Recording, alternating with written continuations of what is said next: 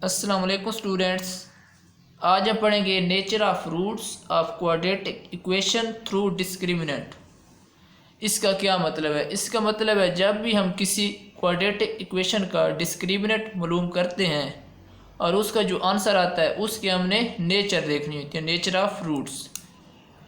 इसका क्या मतलब है नेचर ऑफ रूट्स का? इसका मतलब है जब भी हम किसी क्वाड्रेटिक इक्वेशन का डिस्क्रिमिनेंट मालूम करते हैं और उसका जो आंसर आता है, क्या वो आंसर पॉजिटिव है, नेगेटिव है, ज़ीरो के बराबर है या कंप्लीट स्क्वायर है। तो सबसे पहले तो आपको पता होना चाहिए कि डिस्क्रिमिनेंट किसके बराबर होता है। ये हमने प्रीवियस वीडियो में भी पढ़ा था। डिस्क्रिमिनेंट बराबर होता है बी स्क्वायर माइनस 4ac। तो ये डिस्क्रिमिनेंट होता है, इसको हम कहते हैं बी स्क्वायर माइनस 4ac, इसके बराबर होता है। उसके बाद नेचर ऑफ रूट्स जानने के लिए हमारे पास चार प्रॉपर्टीज़ होती हैं। सबसे पहली प्रॉपर्टी होती है इफ़ ये जो डिस्क्रिमिनेंट है बी स्क्वायर माइनस 4ac, अगर डिस्क्रिमिनेंट ज़ीरो से बड़ा आ जाए, ज़ीरो से बड़ा मतलब ग्रेटर देन ज़ीरो, और परफेक्ट स्क्वायर हो and perfect square.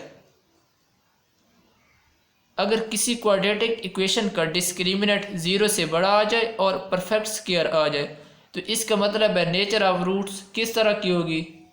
Then roots are, तो फिर रूट्स होंगे रेशनल, रियल एंड अनइक्वल। ये इसकी पहली प्रॉपर्टी हो गई। इसके बाद दूसरी प्रॉपर्टी होती है if B square minus 4ac greater than zero, अगर डिस्क्रिमिनेंट ज़ीरो से बड़ा आ जाए एंड नॉट परफेक्ट स्क्वायर। अगर डिस्क्रिमिनेंट ज़ीरो से बड़ा आ जाए और परफेक्ट स्क्वायर ना हो, तो इसका क्या मतलब है?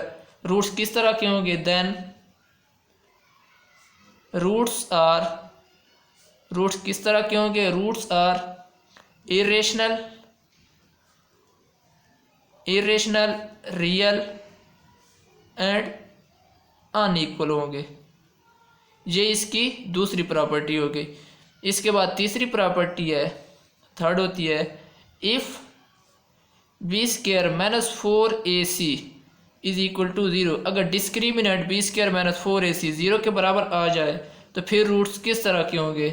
देन रूट्स आर, रूट्स किस तरह के होंगे? ये होंगे रेशनल, रेशनल होंगे, उसके बाद real and equal.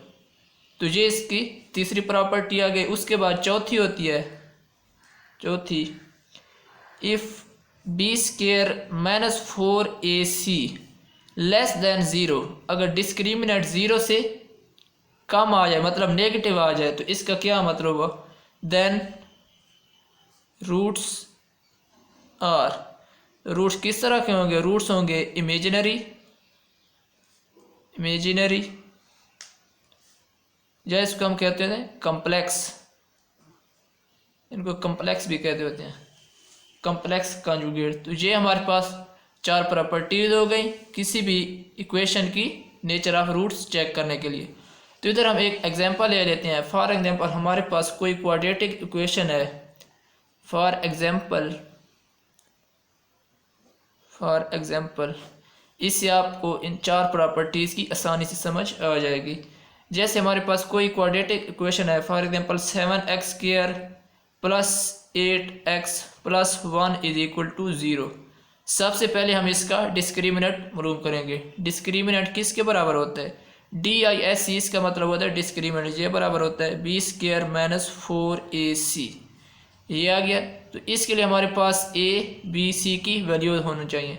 X square के साथ वाली रकम को हम a कहते हैं, यहाँ a की कीमत है 7। x के साथ वाली रकम को हम b कहते हैं, b की कीमत है 8, और जो कांस्टेंट होती है इसको हम c के बराबर रखते हैं, यहाँ कांस्टेंट 1 है।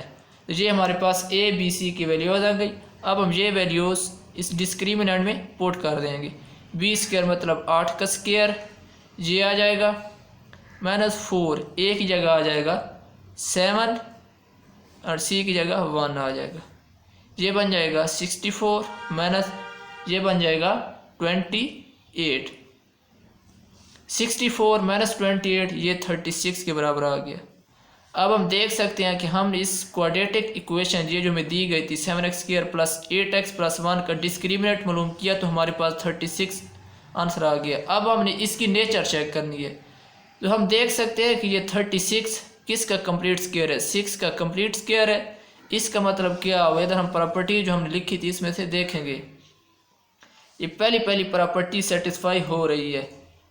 b² माइनस 4ac मतलब डिस्क्रिमिनेंट ये 0 से ग्रेटर देन है, इधर हम लिख लेंगे 36 greater than 0 and perfect square भी है 6 का 36। तो इसके बाद रूट्स किस तरह के होंगे and perfect square then roots are rational real and unequal.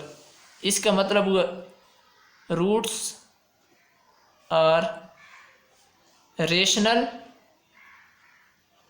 Real and unequal.